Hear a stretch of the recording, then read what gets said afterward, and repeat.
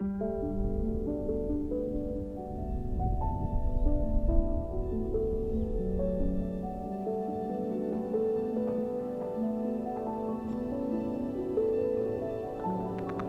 morning from a very chilly Richtersveld, where I'm on a ridge trying to get some sun with our camp down there. Woke up this morning to much colder temperatures than we've had over the last few days. Came down out of the rooftop tent, went to fetch my jacket, and my jacket was just covered in dew, which is something that, as I said, we just haven't had over the last few days. And the reason that you get this dew here on the western side is with the Atlantic Ocean not too far from us. That cold water from the Atlantic Ocean meeting the warm air over the Richtersveld here, it causes fog or mist to form, and that fog just floats in over these mountains and just settles on everything. And that's where most of the animals here actually get their water from, animals and plants. So yeah, temperatures are said to be nearing 40 degrees and even over 40 degrees over the next few days. But the good news is that we are heading to a campsite on the Orange River tonight called De Hoop, which is in the Richtersveld National Park. So that's our goal for today. We're going to be heading north, entering the park at Sendelingsdrift, and then doing a series of passes and roads past some interesting sites and ending up at De Hoop, hopefully early enough to really enjoy it there. There's more to overlanding than just driving, cooking and sleeping, and the calm conditions this morning provide a great opportunity to get some washing done. But first, some coffee.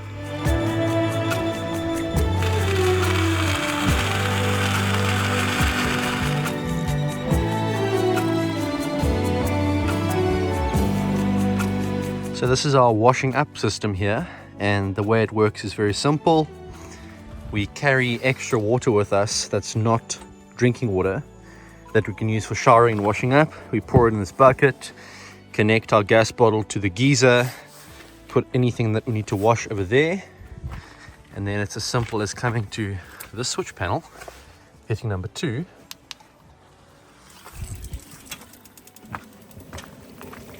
and there you go. It's nice and warm. I have to say that this little gas geyser is probably one of the best things that I've ever bought. They're not super cheap. I think they're like 3,500 rand, but to be able to have hot showers and instant hot water out here is absolutely priceless. With our washing done, we get to work packing everything up and lazily get ready to hit the track for our 123 kilometer drive up to De Hoop. So far we've spent 3 nights in the Richtersveld Community Conservancy, but this morning we'll be waving goodbye to the southern section of the Richtersveld and entering the Richtersveld National Park, reconnecting with the Orange River at De Hoop for some much needed respite from the heat, from where we'll be exploring the park from corner to corner over the remaining days of our adventure. We can't wait.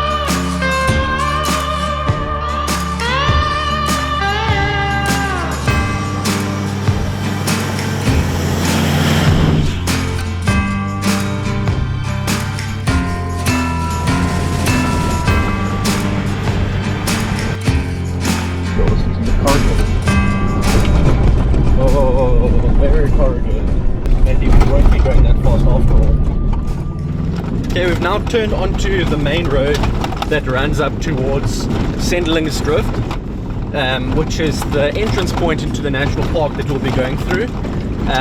This road is supposed to be a graded road, but it kind of reminds me of the Kalahari roads where, you know, after a little bit of driving, it's just a bunch of ruts and a bunch of corrugations, and it's really not that nice to drive on.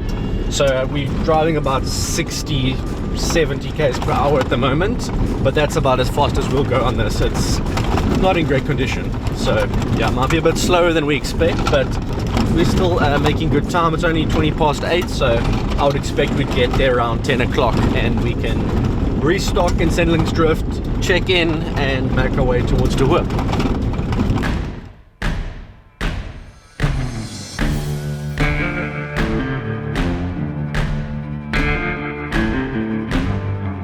The road does improve after a while, and we're able to pick up some pace.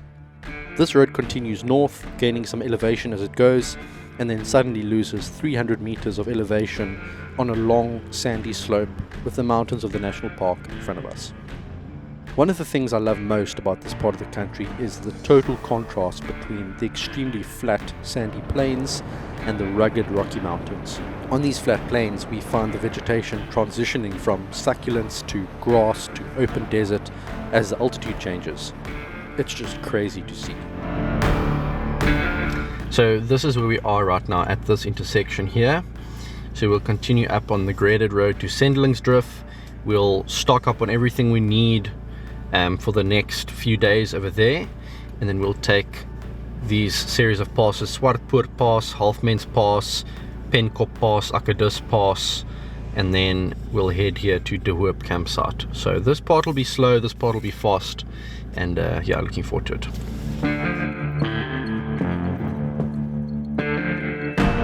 Of course, inside the national park we have to pre-book our campsites, and at the entrance gate we pop into the office to receive our entry and exit permits.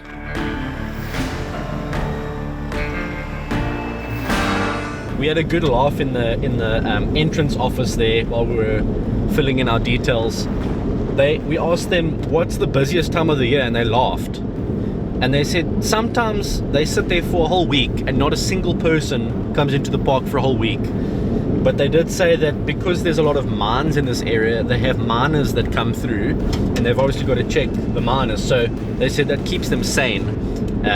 But that's crazy. So, you know, to have a park running like this and to not have a single visitor for a whole week, it just shows how remote this area is, because I don't think there's any other national park in the whole country that's like that. I am all for responsible and regulated mining. These resources bring in good revenue and should be utilized, but to have mines inside the national park just doesn't sit well with me. Doesn't it seem a little bit hypocritical to prohibit the general public from removing a single stone from the park when the mining companies are allowed to ravage thousands of tons of sand and rock? Kind of feels like a double standard. I think everyone would agree that the mining operations are a scar in this region, but let's rather focus on more positive things as we arrive in Sendelingsdrift and are pleasantly surprised by what we see.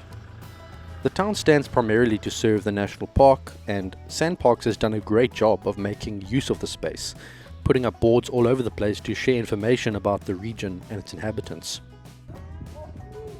Well, Sendelingsdrift is a really interesting little town. As you drive in, it's a little bit of a shock because on the right hand side there's just a massive mine and mining equipment and everything, but as you turn in here to the Sandparks area, it's really cool. It's almost like the whole town is a museum. There's little plaques everywhere telling you about the plants. There's a little fuel station, there's some shops, and then there's like a castle thing over here. And I think this is the reception and where the pontoon crosses over the Orange River into Namibia. So yeah, there's even a little police station here with the immigration center if you're crossing the border. And being a trans-frontier park, you can cross into the Namibia side and it's still part of the same park. We expected there to be a focus placed on the plant life and the geology of the area, which there was, but we were very surprised by the amount of information we learned about the Nama people.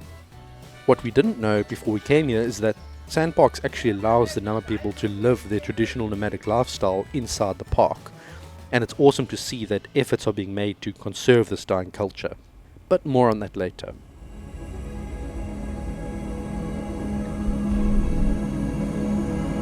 The road into the park is initially very well graded. most likely to serve the diamond mines that are spread out along the banks of the Orange River here. We'll be taking the road to De Hoop, which takes us through a number of passes en route to the river, the first of which are the Swartpoort Pass and the Halfmens Pass.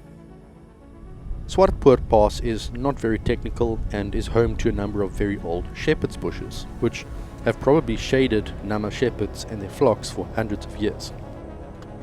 I assume this pass got its name from the many blackened hills on either side of the road.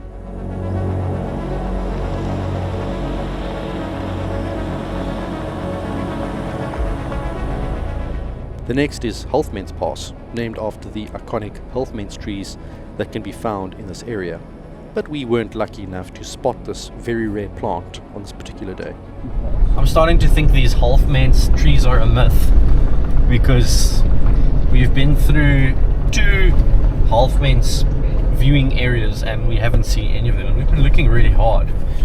And Nicole's particularly good at identifying plants, so hopefully we can spot one, fingers crossed, but I know they are very rare, so it may be that it's just not our luck. At the bottom of Halfmens Pass, we take some time to stop at a place called Hand of God, a pretty unique rock formation that looks like a giant handprint in the rock, before continuing on to the next 2 passes. We've got 2 more passes to get through, Penkop Pass and Akkedis Pass, but we only have about 26 kilometers to go, so I'm expecting it to be fairly short. At Penkop Pass, the geology changes as we find ourselves surrounded by shale sheets that seem to be crumbling down the mountainsides like razor blades. But that all changes again at Akkedis Pass as the rocks become rounder again. The perfect place for lizards and other reptiles, hence the name.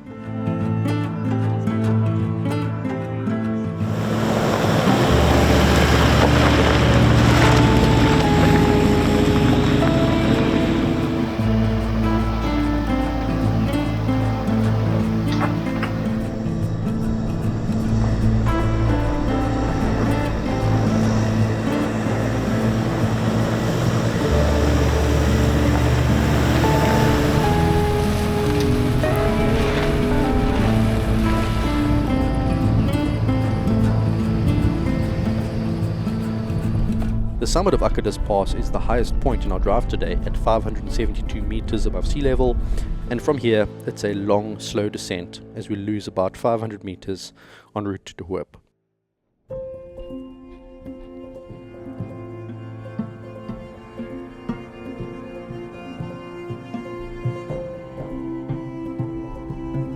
After the pass, we end up on a large open sandy plain, but this soon starts to close in as we enter a dry riverbed and the mountains on either side begin to move in tighter and the road gets windier.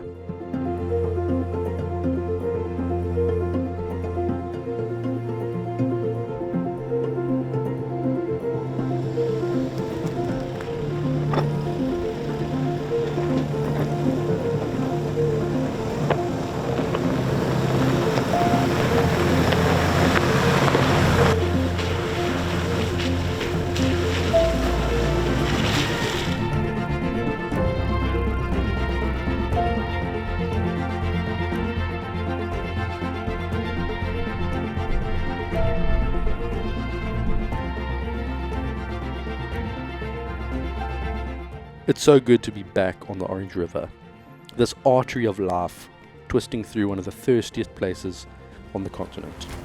But this part of the river looks very different to what we experienced 2 days ago at Kanikaip.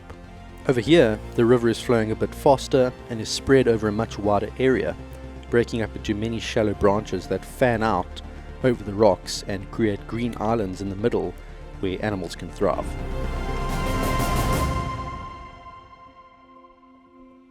We're here at a time when the river is hardly flowing at all, but it's enough to bring some cool fresh water close to our camp spot, and that's what really matters. It's just gone 1:30, which means that we are at camp a little bit earlier than we expected, and I'm really happy about that because look at this place. It's incredible. We've got nice, calm, clean water right in front of us where we can swim whenever we want. We've got a patch of grass where we can lie down, and west is that direction, which means that the shade should just stretch over that grass as the day goes on, and we can probably just have a nice nap on the grass. It's also pretty empty here, so lots of open space and just a top class place to camp. But let's enjoy the afternoon, maybe get something out to eat and take it from there.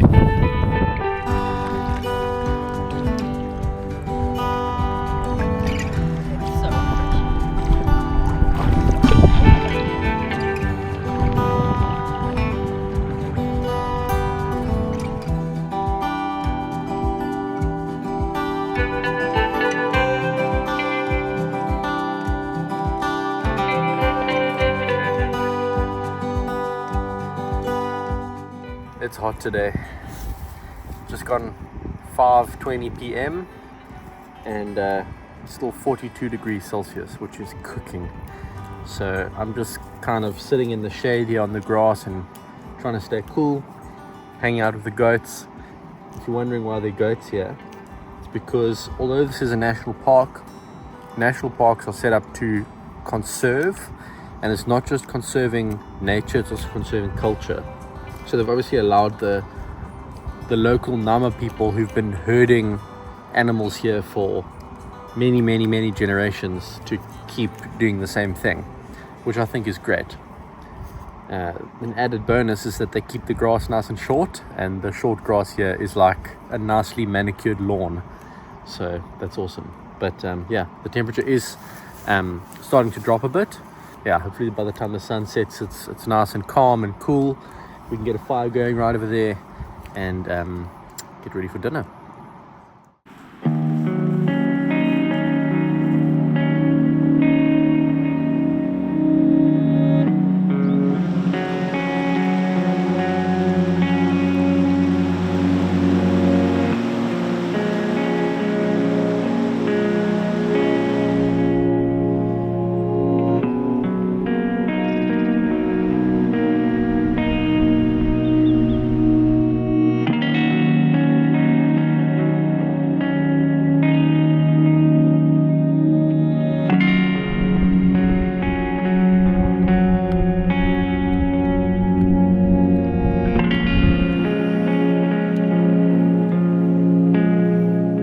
Tonight we are doing a dish that is normally not done over fire. We're going to be doing butter chicken and naan.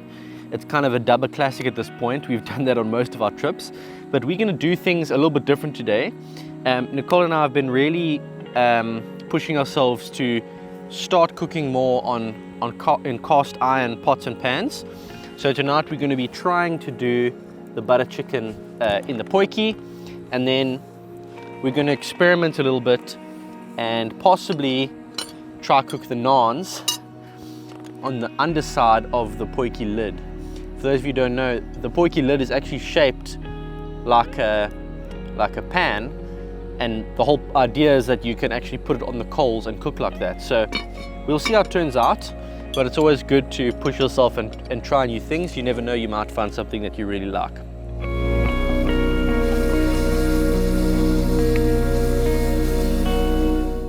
Despite the temperatures getting pretty brutal out here during the day, the evenings are normally quite pleasant, and this time spent around the fire is always a highlight.